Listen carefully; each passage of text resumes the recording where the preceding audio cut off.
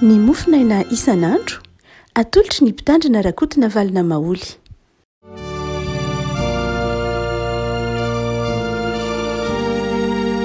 Fanomrapa tsika ravako malalatra hatra ity alatsinainy fa efatry ny volana jolay ity ny mofinaina voalahatra ho antsika anio dia ny efesialina toko fahaenina efesialina toko fahaenina andininy fafolo ka hatramin'ny fahatelo ambin'ny folo efesialina toko fahaenina andininy fafolo ka hatramin'ny andininy fahatelo ambin'ny folo vakitsika amin'ny anaran'i Jesoa.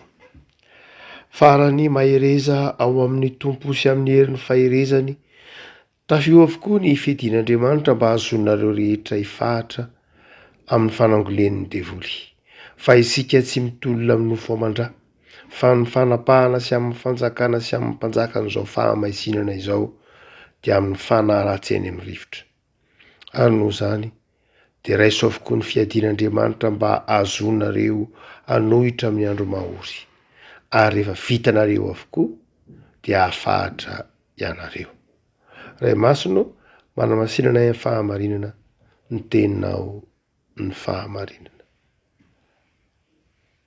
Amen. Rehefa malala ity andinitsohatra masina ity izay zara mofinaina ho antsika anio dia anafatra faharan'ny Paoly antsika fa tsy maintsy ho avy ny antsoina hoe andro mahory. Lay antony hoe andro mahory na ilay andro sarotra zany dia midika hoe andro zay andalovana fizaham-toetra, andalovana zava-manahirana sy fisedrana isan-karazany. Ny teny nampiasain'ny Paoly raha ny teny izy le hoe andro mahory dia nataony hoe andro mahory ponera. Ilay hoe ponera zay fa amin'ny teny grika poneros zay midika hoe andro fahalovana. Efa fitentsika mandrakariva teto amin'ny mofinaina ny hoe ny atao hoe poneros dia fahalovana izay ny avin'ny sampam-pahalana anankiray manokana antsoiny hoe ponerologia. Antsoiny hoe ponerologia amin'ny fianarana dogmatika amin'ny teolojia dia fianarana momba ny fahalovana na fandalinana moa zany marimarina koa inona atao hoe fahalovana, inona atao hoe fahalovana. Ary eo anatiny antsoiny hoe ponerologia no andalinana momba ny antsoiny hoe démonologie, avezan'ny fanahy ratsy sy ny sisa rehetra. Dia lay tenin'ny Paoly eto hoe andro mahory dia marina fa amin'ny andikan'ny filazantsara azy dia hoe fizaham-toetra zay raha jerena amin'ilay maholona teo. Fa raha tena jerena dia ny hoe andro zay anjakazakan'ny fahalovana, andro zay efa anjakazakan'ny faharatsiana, andro zay hiparitahan'ny fahalovana sy ny faharatsiana eto ambonin'ny tany. Ary dia mampametra-panontaniana hoe inona ny famantarana ny amin'ny andro mahory.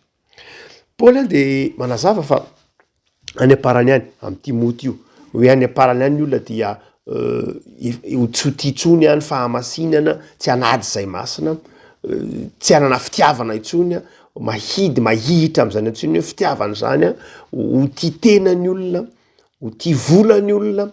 Ary dia raha tsorina dia ity lazain'ny Paoly ity manao hoe andro mahory na lay andro zay anjakan'ny emirate ponera moa zany hoe tsy andro anankiray le izy fa andro BDP andro BDP mihitsy teneniny amin'le hoe andro mahory tsy tokany io ve ny marina fa mety hoe tsy andro anankiray le izy fa BDP dia lay andro zay anjakan'lay zava-dratsy. Raha toa ka mieritreritra amin'izao andrakehitriny zao tsika rehefa koa dia marina fa misy foana angeny ratsy ny fahalovana efa nisy hatramin'izay nidiran'ny fahotana teto amin'izao tontolo izao dia efa niditra foana ny fahalovana. Nahitantsika tantarana Sodoma sy Gomora, nahitantsika namono ny Kaina ny Abela, ny olana tamin'ny andron'ny Noa sy ny safidrano, ny vadian'ny olona tamin'Andriamanitra ao amin'ny Genesis toko faharoa ambin'ny folo anaovana ny tilikambo ny Babela. BDP hitantsika soatra masina manontolo, BDP ny hoe nisy mandrakariva ny ratsy. Fa raha mijery am'izao andro ena antsika zao etsika ry avako de mahita maritra isan-karazany fa efa tena ao anatin'izay lay atao hoe andro mahory zay mihitsy isika ao anatin'ilay andro zay efa anjakan'ny ny fahalovana anjakan'ny iparitahan'ny fahalovana amin'ny sehatra maro isan-karazany iparitahan'ny fahalovana amin'ny lafin-javatra maro isan-karazany amin'ny atao hoe fiainana ary dia ho Paoly manao hoe tsy maintsy hisy zany raha toka am'izao andro enantsika zao ary zany raha am'izao andro antsika zao zany andro mahory zany dia inona ny tokony ho toetratsika inona no hoentsika miatriky zany fahalovana zany tsy mila hoe économiste mahay be tsony a de mahita fa ny fiainana eto am'izao tontolo zao de fa fanararotana sy fifanararotana amin'ny lafiny zavatra maro samy hafa tsy mila olona hoe mahay manam-pahaizana be sy mandinika vao mahita hoe manjaka be ny fitiavateny ny tsy eritreretan'ny olona tsony afa-tsy ny tenany izy izay mahafinaritra azy amin'ny lafiny ara-panahy ditantsika fa ny fahalainan'ny olona mivavaka fanomezan'ny olona tsiny en'Andriamanitra fahalainan'ny olona na de ny makany am-piangonana aza ny fitsaran'ny olona ny fivavahana fanamarina tenan'ny olona ny fieveran'ny olona ny fivavahana koa aza ho zavatra amboamboarina ka hanaiky izay rehetra tsy mety ataon'ny tena be de be ny endrim-pahalovana isan-karazany tsy am'sehatry ny hoe fitadiavana ihany io fa hitatsika miariary ny fandavany olona tsy kelikely en'Andriamanitra fitsipahan'ny olona na de ny fisian'Andriamanitra aza na de zavatra efa fantatrao fa tsy lozika zao ary zany de misy mino an'izany sy ny sisa rehetra tsika zany zao de miara-miaiky amin'ny finoana fa ao anatin'ilay andro mahory isika dia eto ary afaka malala de zavatra roa no tokony ho atsaitsika raha fitinina voalohany de zao lay fototry lay fahalovana dia fanaratsy eny amin'ny rivotra ny mitondra lay fahalovana zany lay andro ratsy lay tenenina hoe emerate poneraus poleo zany hoe lay andro mpangiry firina ao anatin'ny faharatsiana ny mitondra an'iny dia fanaratsy any amin'ny rivotra raha tsorina de ny devoly sy ny miaramilany ny filazan'i Jesosy azy dia i Paoly no manazava eto rehefa ko malala hoe eny amin'ny rivotra izy Jesosy de lazava fotsiny eny izy eny amin'ny toerana rehetra eny fa Paoly any de manazava fa eny amin'ny rivotra izy zany hoe ny dikany hoe eny amin'ny rivotra izy de zao eny amin'ny taky ny rivotra tsy hitanao koa izy amin'ny toerana rehetra de mety ahitana azy amin'ny toerana naizanaiza tahaky ny fisian'ny rivotra de eny amin'ny rivotra izy tsy kely lalana izy manimby izy ary renao koa ny mety ho akon'iny sy ny tahaky zany dia eny amin'ny rivotra izy tsy rivotra koa izy fa eny amin'ny rivotra zany hoe fanaratsy zay mieri-patrana zay ny dikany dia zany revako no tokony ho tsaitsika pino manao hoe ao anatin'ity vanim-potoana ny fangiry firina andro mahory ity de zao andro ny fahalovana de zao amin'ny sehatra rehetra amin'ny toerana rehetra de mety ahitana na ny manomarina kokoa ahatsapana izany loharano ny fahalovana zany tokony iambenan'ny pino zany de zao manao hoe tsy eritreritra manao ny fanaratsy ange ary tsisy an'izany fa ary misy an'izany any na hoe ery misy an'izany fa ery tsisy an'izany fa mety amin'ny toerana rehetra mihitsy dia mety misy zany fanaharatsy zany fanahy manimba zany dia mety eo amin'ny toerana rehetra mihitsy nitokany hoe fanaratsy eny amin'ny rivotra mety eo amin'ny toerana rehetra za mieritreritra manao hoe zany atao trano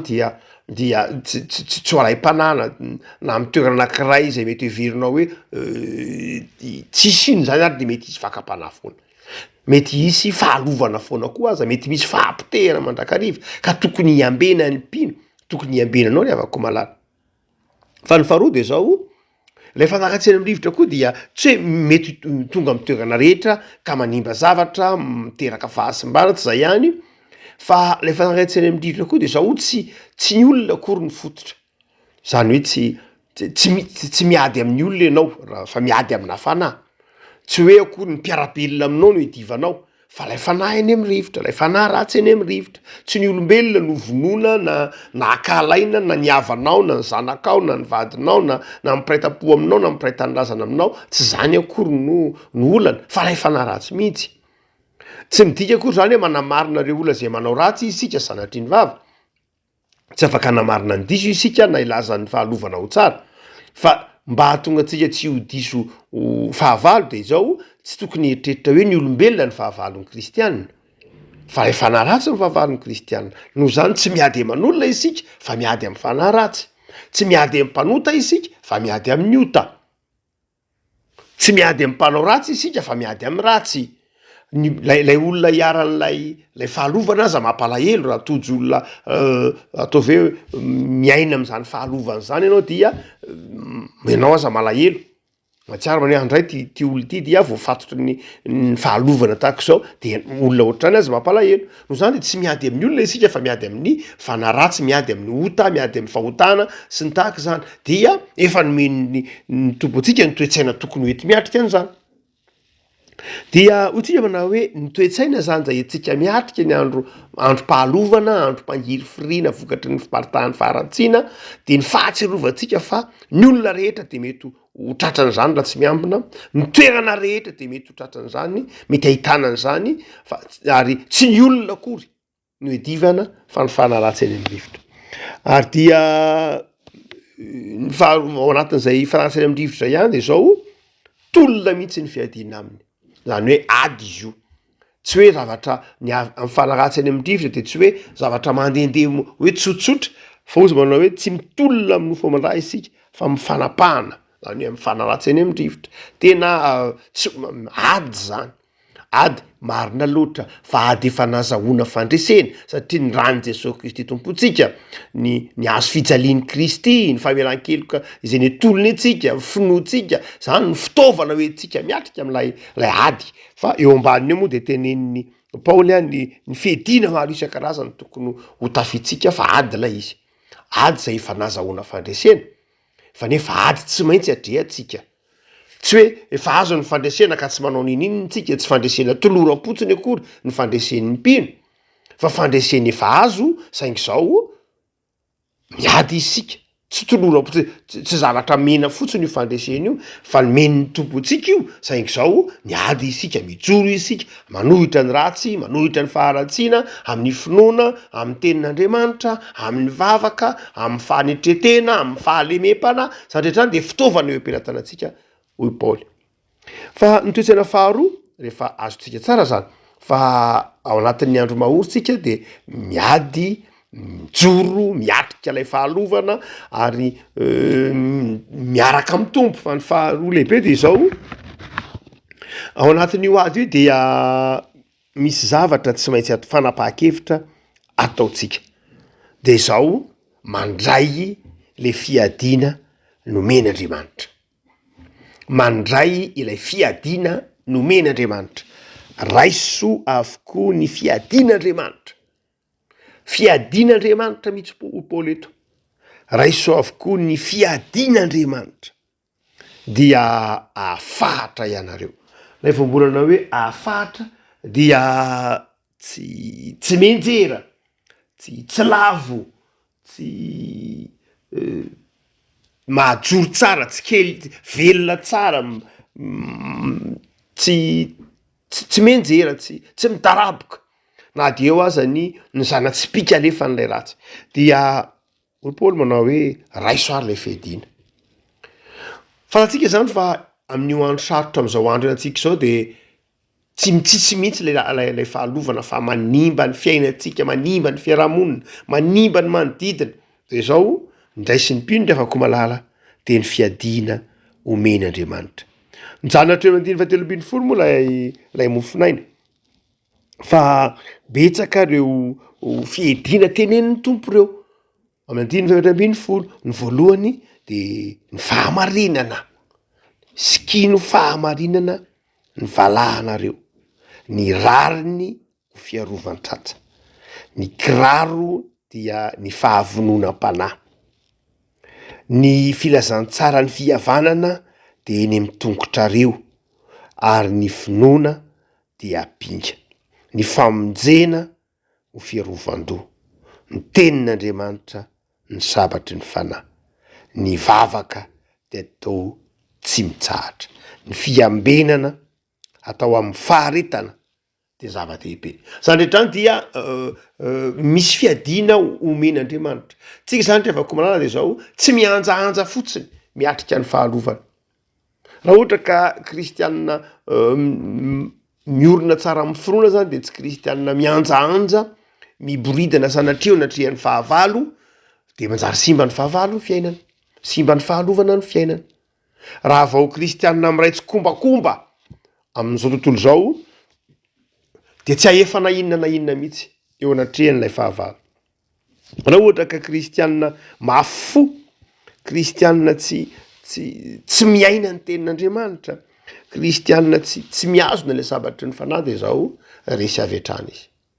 Raha vako malala hotsika manao hoe izao vanim-potoana iainantsika izao no antsoina hoe andro mahaory, ary enkany ho tsapanao fa natao andresy ianao de raiso ny fiadiana, raiso ny fiadiana ny men'Andriamanitra anao, skino zany ataovy hiteny aminao zany, ataovy eny amin'ny tongotra fandehananao zany, kiraroy zany fiadiana omen'Andriamanitra zany, ary mivonoana aoka ny sabatry ny fanana ny tenin'Andriamanitra sy ny fiarovan-doha de eny aminao mandrakariva. Avako malala ndraindray isika piny de mieritreritra ny fiainana kristianina amin'ny lafiny anankiray hoe fiainana mandeha ho azy nge ny tompo nge io foana, ny tompo nge momba, ny tompo nge eny tokoa momba ny tompo, mitany tompo, tsy manaro ny tompo.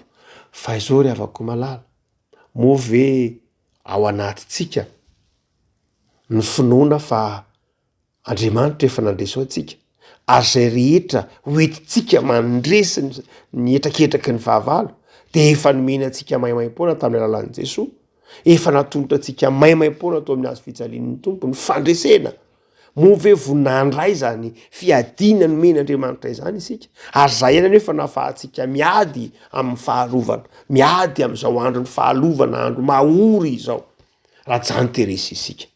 Ravako malala aokaritsika tsy hitaraina fotsy manao hoe teny efa andro ny fahalovana zao, jerezy ale rehetra, raha tsy mety sy ny sisa, fa kristianina mijoro, kristianina mandray ny fiadiana ny men'Andriamanitra de miatrika izany, tsy miady eman'olona, tsy avy ady eman'olona na nanganady amin'ny ampanota na andositra n'izao tontolo zao hierina tahaka izany, fa kristianina mijoro amin'ny fahamarinana, amin'ny fitiavanamana, amin'ny tenin'Andriamanitra, amin'ny fahalemem-panahy, amin'ny fiainam-bavaka, ary kristianina mijoro miatrika zany, fa tsy kristianina mandositra akory, tsy kristianina midy ematrano anatin'ny fiangonana ka mamela ny raha tsy anjaka ny ivelan'ny fiangonana, tsy kristianina zay mihidy velona koa ka manao hoe zay menakafy azy de ny fiainam-panahana ihany ataony amin'ny lamina tsara, fa izao tontolo zao moa efa eo tsy ry avako malala, mitsofoka ao anatin'ny fiarahamonina, kristianina mahana fifaliana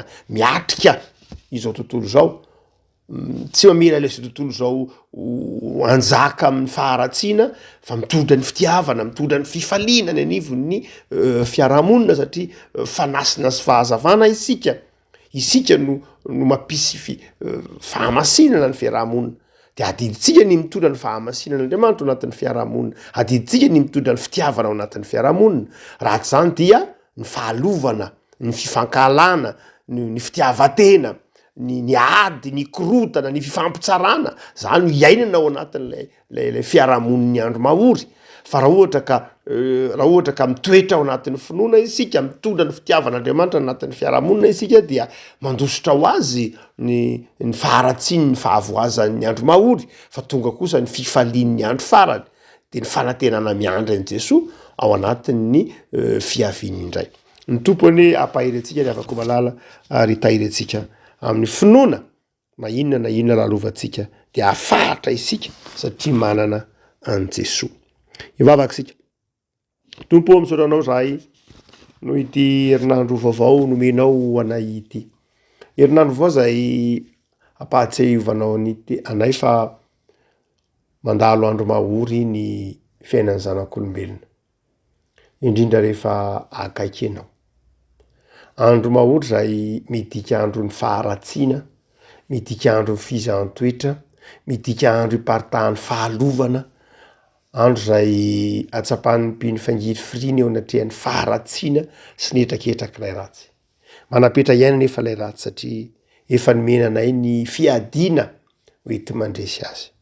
Na dia miparika eny amin'ny rivotra azy eny amin'ny toerana rehetra ny faharatsiana de tsy manan-kery aminay zany satria hanananay ny fiadiana efa nomenao Andriamanitra anay.